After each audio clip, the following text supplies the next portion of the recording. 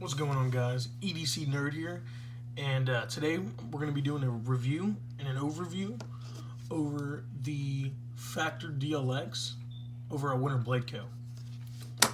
Now, if you follow me on Instagram, then you have seen me post about this knife quite a bit. I've done a story review, but it didn't go into too much detail on about what this knife has that makes it so much more unique than other knives. So, we're going to start off with, I'm going to give you a little knowledge on the knife. So, this knife is a custom knife made by Brian at Winterbladeco. He came up with this design himself. All of it has been engineered and designed by him. And check this out. So, this is unlike anything you've ever seen before.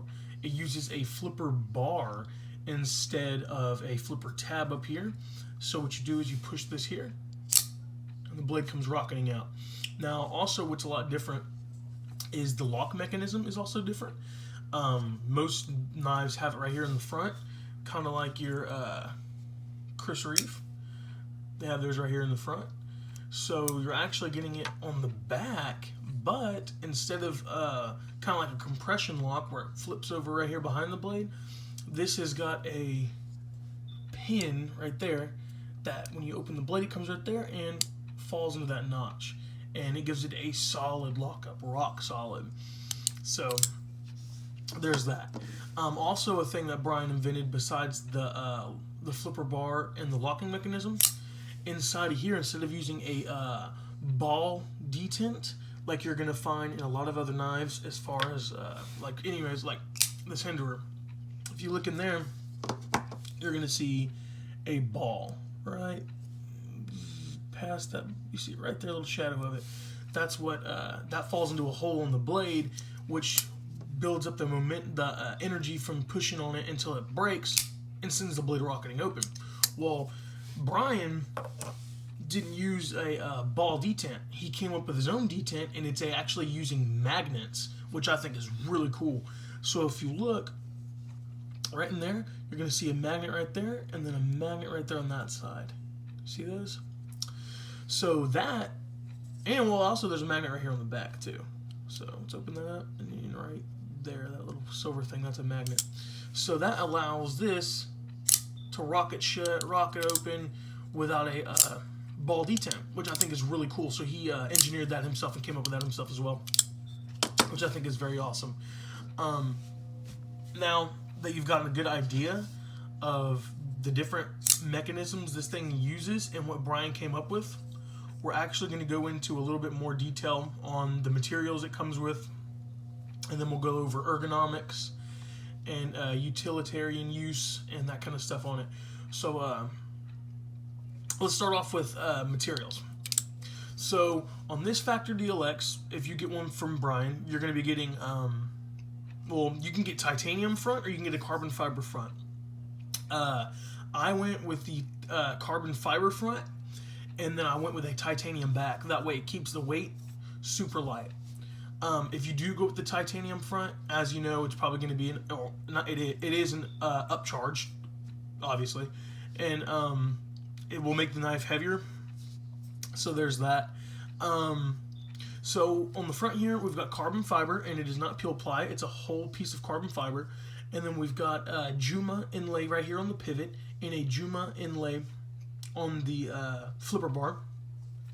On the back, we've got titanium, and on mine, I have this sweet titanium clip. Looks beautiful. On the blade right here, you're looking at 20 CV. So for those of you guys that like 20 CV, this thing's awesome.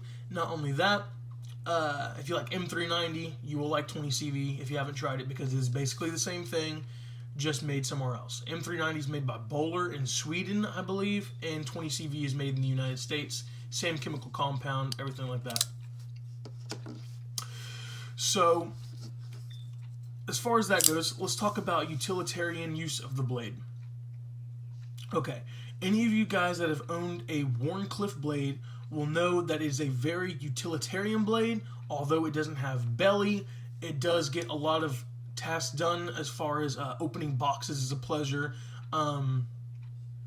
you know, simple tasks, especially ones where you're like this, cutting stuff, is what I tend to like a Wharncliffe blade for. But also, a really cool thing about this knife is you might not be able to see, but the handle and the blade aren't perfectly like flat like this. The handle actually kind of comes up at a curve a little bit. And if you put it there, you'll see that? So the handle's a little bit higher, so you can use a little bit more of that tip if you're in the kitchen. So I think that's really nice. Good add there. Now, on the blade, also, it has an extremely thin blade stock. If you guys will take a look at that, and then we'll compare it to the bug out. Because the bug out's blade stock's pretty thin too. Ooh, so that's the magnet. You see that? That's the magnet in there. If you look at the blade stocks there, you'll see that this one is a tad bit thinner, which I like, because with this full flat grind with a thin blade stock like that, you're going to be getting super, super slicey capabilities with this thing. You're going to be gliding through anything you try to cut. So that's awesome. Okay. On the blade, you see that we have 2 holes here, and those can be used besides the flipper bar to flick the knife out, like a spidey flick that you would do on a spider coat. So there's that. Okay, so there's the blade. We're going to go ahead and talk about the handle and the different customizations Brian offers. So, on the handle, like I said, on the front scale I got carbon fiber, on the back scale I got titanium. So, on the carbon fiber side, I went with Juma on the pivot and Juma on the flipper bar. But behind the Juma, it's a little bit softer on the Juma, so he put a carbon fiber backing on there, so it gives it more reinforcement there, so it keeps it strong. Brian has all different kinds of inlays you can use, different color G10s, Jumas, all different kinds of stuff. So you can get really any color inlay you want. You might not even want an inlay. You don't really have to get an inlay. It's all your choice. You don't have to get an inlay here. You can go all black. You can go all carbon fiber. That's all your choice. I went with the Juma because I think it gives it that nice pop and it looks very nice. So that's what I got here. And like I said, you can also get a titanium front. It is an upcharge, and it will make the knife heavier. So I went with the carbon fiber, and I like this. Now on the back side here, we've got titanium, and I had Brian anodize my titanium blue, and then he gave me like this bluish ocean color Timascus clip. So it goes really well with the blue, and the blue in the front, kind of keeping the theme here. But like I said, he can anodize different colors and different clips. I think they come stock with a just a normal titanium clip, and then I think for a Timascus clip, you pay a little more, but that's normal. So there's that. So there's the different customizable options on this knife.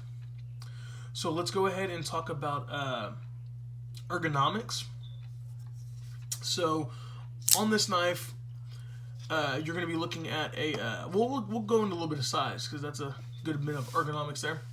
So on this knife, you're looking at just over 7 inches on length. Let's see, we get right there. Yeah, just over 7 inches on length and just under 3 inches on the blade. So, well, I guess it's depending on how the cop measures, because the scale ends here, and here to here is definitely under 3 inches. If he measures here to here, you might get busted. So, it's really up to the cop if he's a douche or not.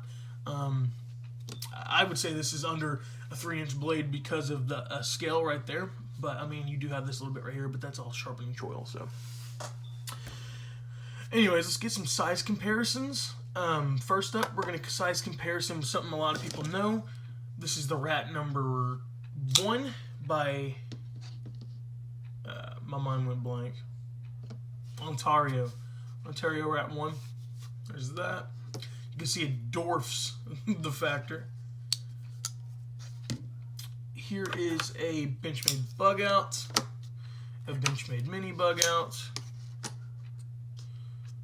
Okay. Here is a Hinder XM18 3-inch. The Chris Reeve again. move that up a little bit. The Chris Reeve and that is very similar in size. This one's just a bit wider.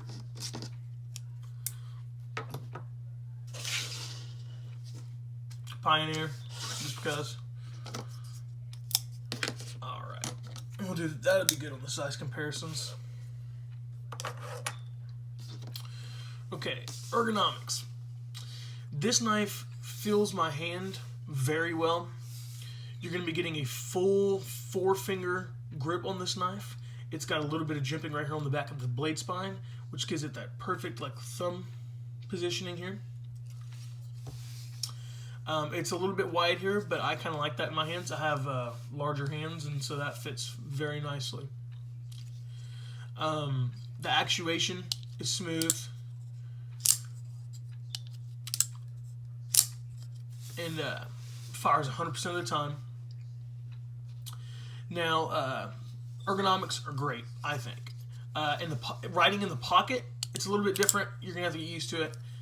It's got a clip here, so if this was your jeans, it would slide up and be like this. If you're carrying right hand, which this is on the right hand side, so I hope you're carrying right hand.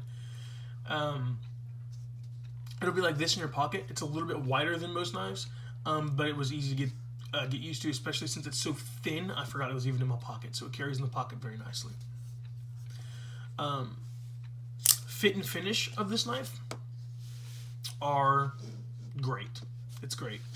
I got the knife. The carbon fiber is perfect. All the inlays are even and perfect. The anodization on the titanium is great. It is perfect. No imperfections. The blade bevel when I got it, mind you, it's been used, was perfect. Very sharp, very slicey. No imperfections there. The knife's fit and finish is it's great. It is fantastic. The solid lockup on this thing, there's no side to side, there is no up and down. It is completely rock solid. Even over here at the tip, there's nothing. But still having that buttery smooth action, that's nice. So now I'll tell you a little bit about Brian, the guy that makes these knives. Brian doesn't do this as a full-time gig like a lot of other custom knife makers. He does it on the side for fun. He enjoys inventing and making stuff. So this knife is not going to have that extremely high custom price tag that a lot of you guys are used to. So I think that's awesome. You're going to be getting a premium, and I'm saying premium. This is a premium knife. This is very nice, very high-end. It's using materials better, actually, in my opinion, than the Chris Reeve. Now, mind you, this is a custom and this is a production knife, but the Chris Reeve is using, you know, S35VN, and on this you're using, you know, 20 CV, and I do know Chris Reeve did play a big role in coming up with S35VN, but still, I'm just saying 20 CV, in my opinion, is a more premium steel than S35VN. Some of you may disagree. So you're getting a more premium steel than that. The fit and finish is on par, and it is fantastic. So if you're interested in one of these Factor DLXs by Winterbladeco, in the description, I'm going to leave his Instagram link, so you can click that, head over to his Instagram page, go check him out. He's a super great guy, super nice, answers all my questions. Super fast turnaround on this thing. I think I literally ordered it, and from the moment I ordered it with Brian to the moment I had unboxed it, I think it was literally like maybe 2.5, 3 weeks, which is amazing. So don't sleep on this one, guys. If you're wanting to pick one of these up, I would go ahead and do so. Lately, he's been getting a lot of orders on these things. So, and like I said, it's not his main gig, so his books can close up fast. So if you're interested, I would hop on it, get you one customized, and you won't regret it. This thing is awesome. Absolutely love this thing. Thank you, Brian. And you guys have an amazing day. Have a blessed day. Be safe. And I'll catch you guys on the next one.